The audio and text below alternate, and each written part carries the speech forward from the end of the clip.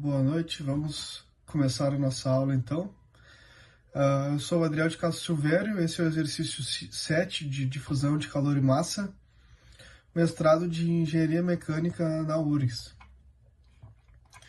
Então, a introdução, o objetivo deste exercício é divulgar para vocês e comunicar exatamente o conceito de difusão térmica, número de Biot e número de Fourier. A ideia é que, com alguns conceitos, com o aprendizado de alguns conceitos que eu vou descrever e alguns exemplos que serão inseridos nesta aula, vocês consigam compreender exatamente o que significa o conceito físico de difusão térmica, número de Biot e número de Fourier. Este é o objetivo desta aula. Então vamos começar aqui com difusividade térmica, tá? Difusividade térmica nada mais é do que alfa, que é difusividade térmica, igual a K, que é a condutividade térmica, dividido por ρ, que é a densidade, multiplicado pelo Cp, que é o calor específico. Isso tudo em metros quadrados por segundo. O que significa difusividade térmica? É a capacidade do material de conduzir ou armazenar energia. Então, se eu tenho uma condutividade térmica alta, condutividade térmica maior do que a densidade e o calor específico, eu vou ter uma alta difusividade térmica. Qual é o exemplo disso, né? Um exemplo que a gente pode ter de um material que tenha uma grande condutividade térmica em relação à sua densidade e seu calor específico. São os metais, né? Onde eles são ótimos condutores de calor.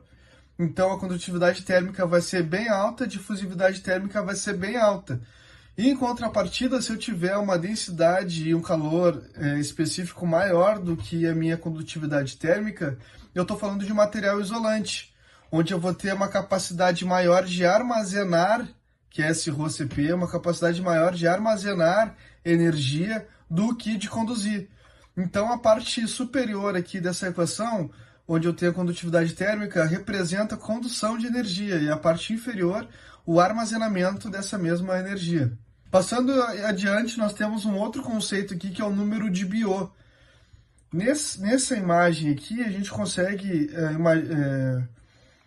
visualizar, né, duas barras aqui, que na verdade elas representam as superfícies de uma parede, quando a gente está vendo uma seção transversal dessa parede.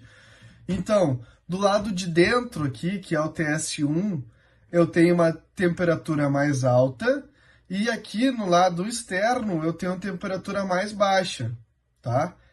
Nesse caso aqui eu vou ter alguma geração de calor ou alguma fonte de calor, e deste lado aqui eu tenho normalmente um fluido. O número de Biot, a equação dele é a multiplicação do coeficiente de convecção multiplicado pelo comprimento, que é a distância entre a espessura da parede, no caso, né? A distância entre essa troca de calor aqui, dividido pela condutividade térmica. O que isso quer dizer?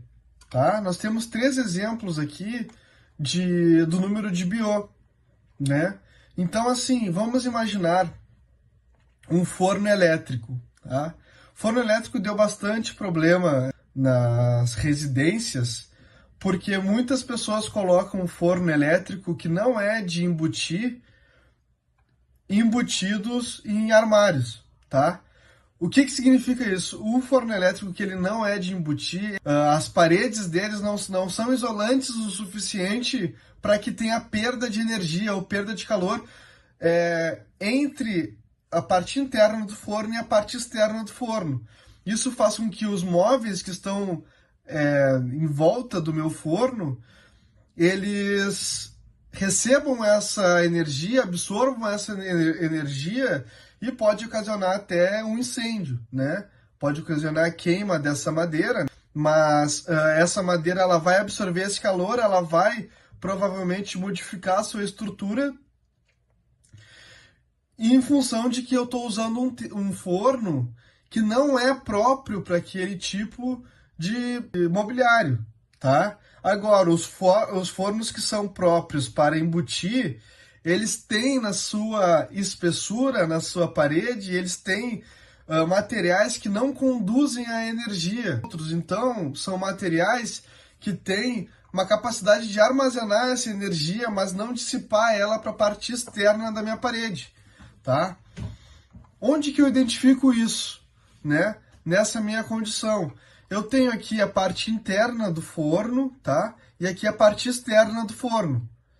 Esse exemplo que eu dei de um forno que não é para embutir, ele tem um número de BO muito pequeno.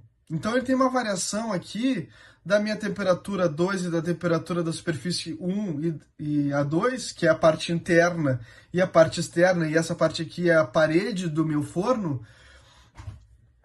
Eles não oferecem uma grande resistência a essa condução do calor, tá? Então, o que vai predominar? O coeficiente de convecção e o comprimento. Nesse caso, o comprimento eu não estou mudando, então é o coeficiente de convecção, tá? Então, eu vou ter uma temperatura praticamente constante dentro da parede e a minha condutividade térmica, ela vai ser maior do que meu coeficiente de convecção, tá? Agora, no outro exemplo que eu dei, de um forno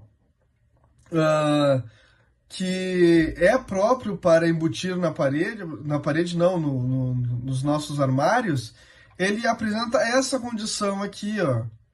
Então, a temperatura dentro do forno, ela vai cair ao decorrer da parede e no final disso ela já vai estar próxima à temperatura ambiente. Todas essas temperaturas aqui, todas essas curvas aqui, ó, né, depois que sair do forno, elas vão para a temperatura ambiente, né? Porque por mais que tenha um espaço entre a saída do meu forno, eu vou ter uma distância, digamos assim, onde aquela temperatura ainda vai estar alta, talvez não tanto quanto no interior do forno, mas ela ainda vai estar alta, ela vai tender ao equilíbrio conforme vai se afastando do forno. Então é o que a gente observa aqui, ó. Essa daqui, que é a primeira, que seria o forno que não é próprio para embutir, a temperatura ela é quase a mesma do lado de fora do forno, na parede, na parte externa do forno, e ela decresce até chegar na temperatura ambiente. Mas nessa região próxima do forno aqui, ela ainda está numa temperatura alta, tá? E essa daqui, essa condição aqui, é quando a gente tem um valor do número de BO próximo a 1. Ele vai ter uma queda de temperatura dentro da minha parede, que não vai ser tão abrupta, mas ela também não vai ser constante, tá? Então, essa daqui é uma condição para o número de BO igual a 1. Com esse exemplo, o que a gente precisa? Um forno que não vai ser próprio para embutir, eu não preciso trabalhar tanto nisso aqui. Claro que eu tenho que baixar essa temperatura, porque dentro do forno, para a gente fazer ali, né, para a gente assar uma carne, a gente vai usar temperaturas na ordem de 200 graus Celsius, mais ou menos. Então, claro, eu tenho que ter uma redução nisso daqui, mas não tanto quanto quando eu estou considerando um forno que é próprio para embutir, onde a perda de energia ela vai se dissipar fora da parede do meu forno direto para o meu armário. Então eu vou ter muito risco aqui, né? Nesse outro caso, tá?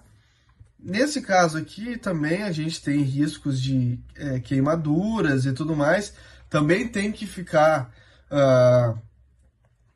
em locais um pouco afastados, né? Para que até crianças e tudo mais não tenham contato com essa temperatura alta. Mas esse tipo de forno que não é de embutir, ele tende a ser mais barato. Isso eu estou falando em fornos elétricos, né? Onde a gente tem a geração de energia dentro do forno ali, na maior parte das vezes pela utilização de uma resistência. Finalmente, a gente tem o número de Fourier, que é a multiplicação da difusividade térmica pelo tempo dividido pelo comprimento ao quadrado, tá? O número de Fourier a gente vai também, como a gente fez nos outros casos aqui, relacionar com a sua igualdade, né? Então, se ele vai ser maior ou igual a 1, menor ou igual a 1, ou entre 0,1 e 1, né? Na verdade, aqui a gente diminui uma ordem de grandeza, entre 0,1 e 1 e maior do que 1, tá? Essa multiplicação da difusividade com o tempo e dividido pelo comprimento desse meu material, ele vai dizer o que? É o tempo que o material demora para ter a absorção de calor dentro desse meu material. Então, assim, no momento inicial, onde a gente tenha... Vamos trazer esse exemplo que a gente trouxe antes, de assar uma carne, tá? Quando eu tenho o meu número de Fourier inferior a 0,1, eu tenho pouco calor difundido. Então, assim, esse calor, ele está praticamente só na superfície desse meu alimento, tá? Ele está só na superfície desse meu alimento.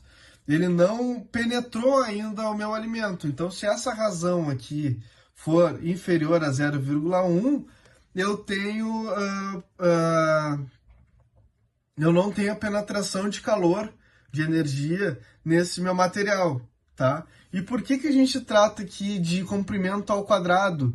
Porque a gente está falando em área, né? Então a gente está falando qual é em função da difusividade, qual é o tempo que a gente tem para que esse calor penetre ou adentre o nosso material em função da sua área, tá? Então, se a gente tem o número de Fourier entre 0,1 e 1, o calor ele já começa a penetrar, tá? Então a gente consegue observar gradientes de temperatura dentro do nosso material, tá? Mas a gente ainda não consegue admitir que esse material está completamente sob o efeito desse calor, né? Então aqui a gente trouxe, né, as linhas de novo, mas aqui não é uma parede. Essa daqui é como se fosse a parte interna do meu material, tá? E aqui é a parte externa do meu material. Então, se meu número de Fourier ele é menor que o 0,1, a gente tem que o calor está apenas nessa superfície, ou seja, a carne nem começou a assar, ainda está presente na parte externa, tá? E aqui a gente tem já uma condução de calor, quando a gente tem uma absorção desse calor, quando a gente tem um Fourier entre 0,1 e 1, a gente tem um pouquinho de absorção de calor, mas não na sua totalidade, ou seja, vamos supor, né, o núcleo desse meu material ainda não está tomado por esse calor, a temperatura ainda não é homogênea dentro desse meu material.